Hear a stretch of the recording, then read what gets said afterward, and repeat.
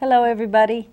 I'm your future governor, and I'm here with Denise Ward, and we are going to talk today about a very, very important subject, and that is about farms and our food security and the work we need to do to provide for the security of our food in the next 10 years, given the climate issues and the environmental issues and the economic issues. So Denise is joining me. We have been doing some legwork around bringing the solutions to the table that we need to in order to keep our farms with people who know how to farm on them, and actually increasing the numbers of people who are familiar with farming. Denise. Yes, Emily. We've had quite some traveling lately, haven't we? We certainly have. We've been to many places in Vermont, throughout Vermont. We've met a lot of people. It's been really interesting and exciting. And we went to the Solar Fest, and at the Solar Fest we learned that there was a farm for sale right down the road. And of course, everybody in Vermont is probably aware that our dairy farms are going under. And this has been something that's been on my radar for a while. I've been proposing that we have small permaculture sustainable villages to augment their income. And all of a sudden things began to really percolate up, and we went over to this farm in Ira, which is called the Milky Way Farm. It's gorgeous, just gorgeous. It really is. Gorgeous. And could you just tell everybody what happened? Would you like to? Sure. Well, we went over and we met the owners of the farm, and we found out the situation that they were in. They've had the farm for some years now, and they sold the farm to their son. And the son, I think it was 8 years ago, Emily, was it something like that? And at that time, of course, there was a lot of money being lent out by lenders, and they gave this 17-year-old boy a $150,000 loan. Right, we didn't find this out until the second visit. And right. the first visit we found out, we met them on a Sunday, and we found out that they were either going to be foreclosed upon or they were going to file for Chapter 13 by Friday. Right. And you know, the first thing we did was see this just pristine landscape. These weren't like, you know, people who left their cars rusting in the field. These are people, and the cows were really happy, and beautiful hydrangeas. And you go into the front room, and it's the store for wooden things for kids and things like that. So we met with Mary, and the first thing we asked her was, you know, do you really want to divest from the farm? Do you really want to leave the farm? And she said that every single time somebody comes up to inquire about buying the farm, she gets a panic attack because they don't want to sell. They don't want to sell at all. So all the way home from Ira, Vermont, which is right near Rutland, back to Putney, we were just really compelled, and we were brainstorming, and we have just felt moved twice as much since we met her. And what are the, you know, came up with? Well, like you said, we were thinking about what we could do in the short term. We knew what we could do in the long term, and that was to match up people who wanted to work on the land and possibly and live on the land and help the farmers out. But that was long term. In the short term, we came up with an idea that perhaps you're a candidate at the moment, and we're working with a campaign. We're talking to some other people in the campaign, and we thought maybe the campaign fundraisers could be held on the farms, and they could help augment their income, the farmers' income. So we went about seeking the cooperation of the other campaign candidates. Yeah, first we asked Mary, and she thought that was a great idea. That's right. Yeah, yeah. In fact, it was a great combination, because being an event planner was something that Mary had always wanted to do. Right, right. So that matched up the skill with, you know, the desire. Yeah, to yeah. And I just remembered something that we found out from her, that her milk tester told her that out of 15 farms in that area in Addison, Rutland County, that 7 of them were going to be gone by next year. So anyway, so this idea to have fundraisers, and then here I am, a candidate that is working totally grassroots. No money. I like it simple that way. But here we have these headlines that are excluding me as if I'm not even a candidate, saying, here is Peter Shumlin, he's got 675,000. Here's Randy Brock, he's got 50 and 75,000. These were the headlines, that these were their campaign funds. Well, we did ask them if they would be interested, as you know, and we had a bit of a conversation and discussed what we had planned. And we asked them if they would have some fundraisers at these properties, at least the ones that were willing to host the fundraisers for them. Right, for the short-term rent. Yes. So the idea being that instead of being in Hilton or you know, here they have so much, could their dimes do double duty? Like, could they rent the farm for $3,000 for a night? You know, and that would give us the breathing room to develop more of these long-term strategies. So we approached Randy Brock's campaign, and he said that he'd be willing to do it if Peter Shumlin's campaign did it. And of course, Mary had offered us that space, you know, but we aren't. We'll have to anyway. Go ahead and what did Peter Shumlin's campaign say? Well, Peter Shumlin's campaign said that they don't normally pay for space, so that was not part of their policy to give, you know, to rent out space.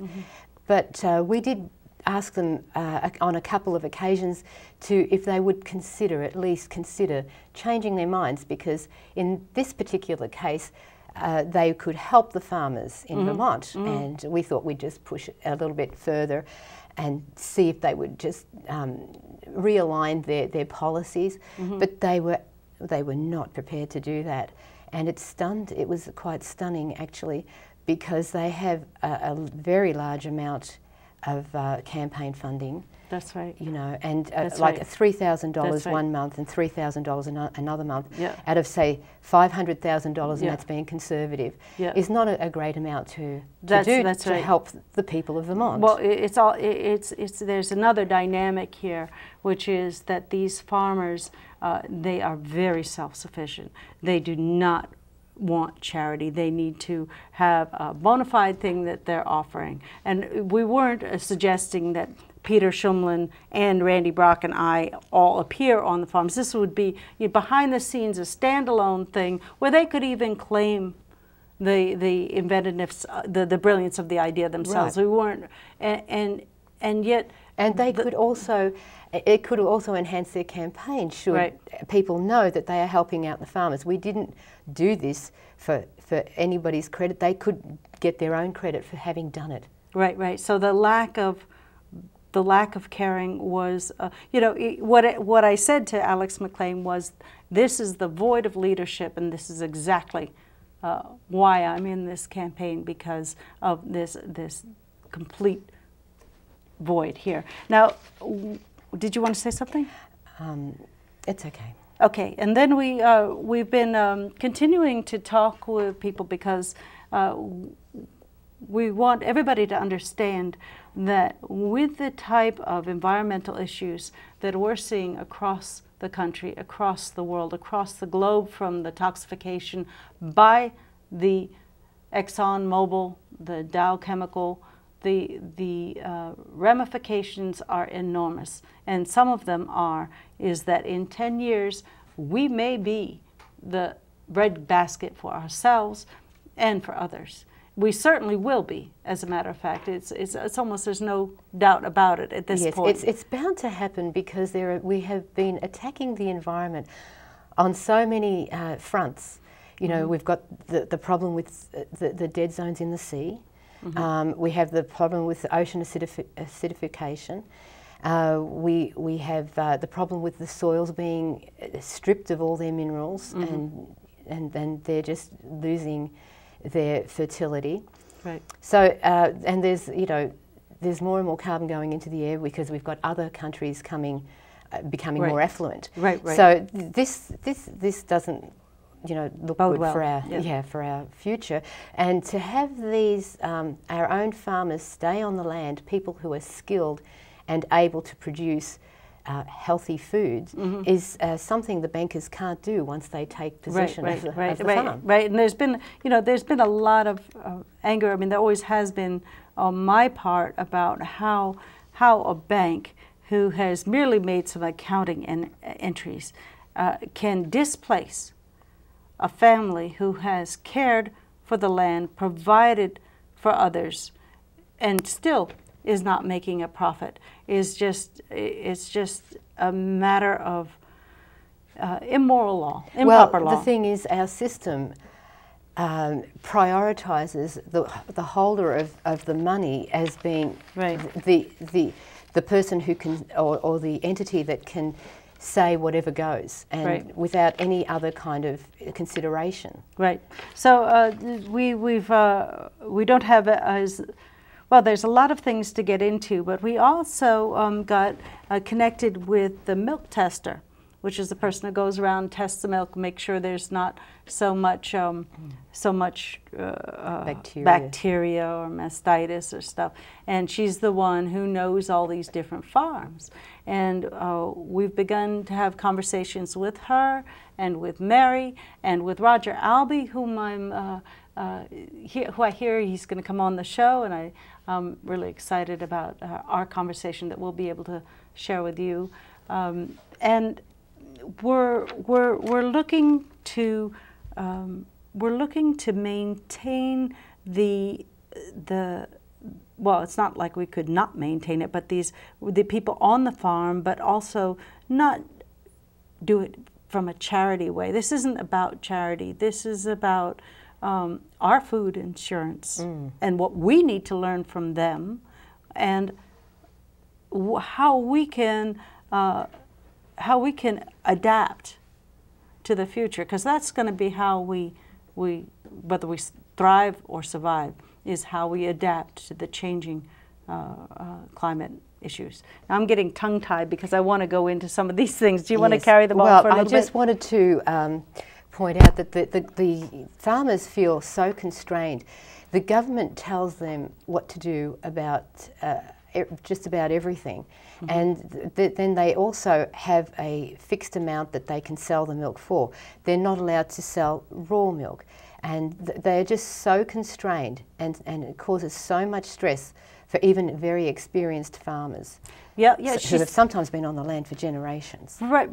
This Rose Gale said she went into this as a milk tester thinking one thing about the farmers, that they were, but she's come away thinking that they are so brilliant with what they're struggling with, and like no other industry, the government tells them how they can price their milk. The government doesn't tell the person down the street how they can price their pens. The government also says how they can present their product. The government doesn't tell the person who sells the pens whether they can put it in a package or a 5 or 10. And these are just unnecessary a lot of the time. Because you know, people want to, there's a big demand, for example, for raw milk. And it's not so much that the raw milk is a problem. It's farms that have unsanitary conditions. And the idea of pasteurisation, and we can always have a big debate about that, and it would be interesting to do so. But pasteurisation came from a time when they weren't familiar with sanitary conditions, and it's just a legacy from that time, whereas now it's a matter of having clean processes. Right. For example, the government could or the government could hire somebody who's in charge of the sanitation at a farm, making sure that everything is done sanitarily, and that the problem with pasteurization and is that now when you're buying organic milk, right, and they ultra pasteurize it, you're not even getting you're not getting anything of value whatsoever. So you're denuding the milk that you think you're paying for. So it's a sort of a fraud thing that the government is insisting that the farmers put forth. Yes. And so... Well, I don't know if every listener knows that in raw milk is very beneficial bacteria that creates the healthy flora in our digestive system. Mm-hmm. And this is so important because it has an effect on all of our organs. And what's my favourite organ, and everybody else's, is our brain. And and of course it can cause a lot of problems with deficiencies because the good flora is missing, and right. it just sets up the internal system on the wrong foot from the very get-go. Right, right. And when we're taking antibiotics and stuff like that, the antibiotics wipe it all out, but we need to restore the healthy warriors in our system, so exactly, to speak. and build up their numbers. Mm-hmm, mm-hmm. That's what yogurt's all about. That's what kimchi and fermented foods is all about. Yes, and raw milk right. products. So when we do this, we're also creating an environment of health that reduces the stress on the healthcare system. So there's a circular, wholesome, holistic approach that we need to address here. Yes.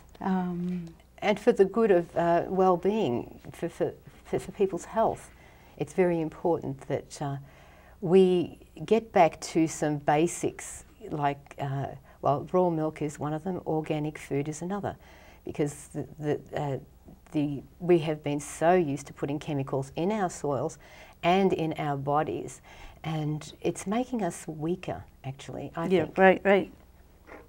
Yes. Yeah, it is. So Denise and I are working forward with this. We're going to go ahead and have a fundraiser. We're going to figure out how we can sell enough. We're going to figure it out. So we can do our best, and we can't count on Peter Shumlin to care in this regard. And Randy seems to have kept the door open, mm-hmm. and we are thinking about business models that will give the farmers the amount of value that they need for the milk. Because the problem is they can't get enough value. It's not because they don't do their accounting. It's not because they don't do things correctly. It's that the value of the milk is too low, and right. We know it is going up. Yes, if I may. A big problem is that the way I'm not completely familiar with the system, but it seems to be favouring the larger farms. They're not having such a bad time, probably because they can do things to scale. But those smaller farms, and usually they're family farms, they're having a really tough time.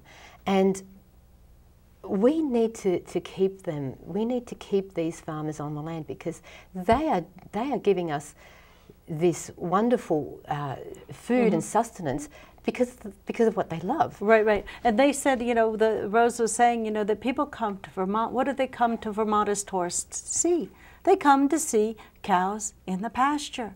And she said she'd met some people who had come up and said, geez, we haven't seen any cows in the pasture. Where are they? We've been here for a week. And she had to drive them to She had to drive them to it. So when we're talking about small dairy farms, we're talking about 150 cows or right. so. And why are we charging these people property tax? Exactly, exactly. Isn't there something that our government can do, our state government, to well, at least alleviated in the short It term. really drives me nuts. It really pisses me Until off. they can figure out something that they can do in the long term. You'd think to save these farmers from going down, literally going down the tubes. This isn't about saving or rescuing them. This is about them rescuing us. Right. This is about them being there for us, because we are going to need the food that's coming from there, both for our health, both because we don't need to import it across the country, because every single time you have a pack of broccoli that comes from over there, you might as well drench it in oil because it's been traveling across everything. So we need to be getting it from here. We need local. We need to decentralise practically everything, if not everything. Yeah, we also need to stop supporting cruelty. Exactly. There is such cruel practices. It's a belief of mine, Emily, and you know it, but that if we, if we sit back and allow cruelty of any kind, then we can't really complain when it's done to us. Not really, if we're bystanders to cruelty of others. And the way some of these farms treat their animals is, particularly in the Midwest, and I hope to have Rose on the show, even by a phone, so we can share, the perspective of people who work. Maybe I can get Ben Dow to come up here, because he's a local vet who used to be a meat tester. He is very particular about the meat. He will not eat meat that's been abused, and it's just it's wickedness that we need to abolish in our society. If we are going to eat these animals, we need to honor them. Yes. Well, the thing is, if it's so wonderful, why is it that you're not allowed to go into these factory farms with a camera? You can get arrested for doing so. They don't want people to know what goes on. They're not proud of it themselves. So there are people that are waking up to this everywhere, and there are people, particularly in the Boston area, in the New York area, in the Connecticut area, that want to know that their animals that they are either getting milk from or that they are ingesting are ones that have been treated as with dignity, that have been eating grass, that haven't been inside all their time, that have been dispatched humanely and haven't been abused. So there's a market. There's a gigantic market waiting to happen, and there are people who are workers that will work it. So our job is to put together the people with the work and to put the money or the mechanisms of value for that to happen. That's for sure. And it's going to benefit the economy as well, because these jobs are labour intensive, and it's all nice to be mechanised, but we've got to get back to some natural processes, and this can give work to people, good healthy work, where people are not worried about chemicals in their workplace, and that they will be safe. So it's good all round. Yeah, so where people have been sitting behind a desk, here you don't have to sit behind a desk and go to the gym. You've gotten your gym work, and you've gotten your fresh air, and you've gotten functional. And you get some of your driving times. You get, this is good productivity. I also want to touch upon some of the reasons why the Milky Way farm have not been able to keep up with being organic, and that they have moved off of organic. And then we began to research, what about hemp? What about hemp? Right. What about the hemp seed? We know it's the highest protein. And actually, you did a bit of research online, and would you like to share what you found out about it? Yes. Well, I was surprised to know that, well, I already knew that hemp was very nutritional for humans, but for some reason the thought hadn't jumped to would it be nutritional for animals. I did find that in the limited information that there was that some farms, very few, are feeding a portion of the feed to the animals, and they have become much healthier from doing so. Apparently, the only animal that it doesn't agree with is the cats, felines. It doesn't agree with their digestive system, but every other animal, even our domestic dogs and other animals and livestock, seems to be that if you, and there is a certain proportion that they prescribe to give for right. the maximum benefits, is extremely beneficial to the animal. They're healthier, and their milk production is better because it has these high omegas and proteins. But yes. and there's, you know, you don't replace all the feed, you just do a certain portion, otherwise they get diarrhea. So it's an art that we will learn. Right. Once we grow it. Yes. We will be able to have healthier farms. And so what the Peyton administration is interested in doing is removing the tax burden on the farms, putting the infrastructure in place so that we can get the products that are made in Vermont to the markets in the urban areas, and that we can remove this or we can sidestep these onuses of federal regulations that are preventing the honest to goodness business right. And prosperity. Right, right. So I have this picture of farmers who right now are chained. They're just chained together, like they're enslaved to debt. Yeah, and this particular young man, who is the son of the Milky Way people, Rob, yes. and he wants to go ahead with it. And the bank gave him a $150,000 loan at age 17 without a cosigner. You know, and then it's all their fault when the bank didn't have People's Bank, by the way. So Denise and I will be on the trail, and we have many more people. We didn't even get to talk about the kind of help that's beginning to form for our campaign, which we're very, very grateful for, and we're very much looking forward to the path ahead. And it's time for us to wrap up. And thank you for being here and witnessing this, and thank you even more for visualizing the appropriate future where we have many animals in the field, where we have healthy children, where we have a minimal of stress from debt and a minimal of stress from other factors like toxins. That's the future that we're working forward. Please picture it. And thank you for joining me and being with me on the trail and just being my right-hand woman. She's like my other leg. So we're two legs of this one heart and one mind. Well, it's a total pleasure. Yeah.